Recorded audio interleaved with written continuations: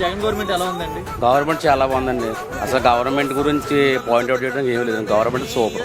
CM Jagan ఒక పక్క, అన్ని పార్టీలు ఒక పక్క. దీని గురించి మీరు ఏమి భావిస్తారు? ప్రస్తుతం ఇప్పుడు 3 పార్టీలుగా పోటీ చేస్తున్నారు. ఇంకొక 6 పార్టీలు కలిపి చేసినా జగన్ గారిని ఏమీ చేయలేదు.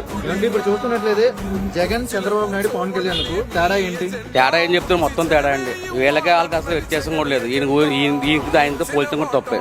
2014లో పెట్టిన మేనిఫెస్టో చంద్రబాబు నాయుడు చేశాడు ఏమైనా? 2014 ఆయన పెట్టింది ఆయన చేసుకుంటే ఆయన సీఎం అయ్యేవాడు. పక్కన పెట్టారంటే చేయలేదని కదా అర్థం. 2019లో జగన్ చెప్పిన సంక్షేమ పథకాలు కానీ, అన్ని సౌకర్యాలు కానీ చెప్పినట్టుగా చేసుకుంటూ వచ్చాడా?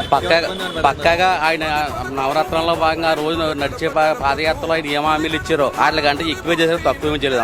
ఆల్మోస్ట్ 95% పైన అన్ని నెరవేర్చారు. ఆయన 170 స్థానాలు జగనే కొడతారు.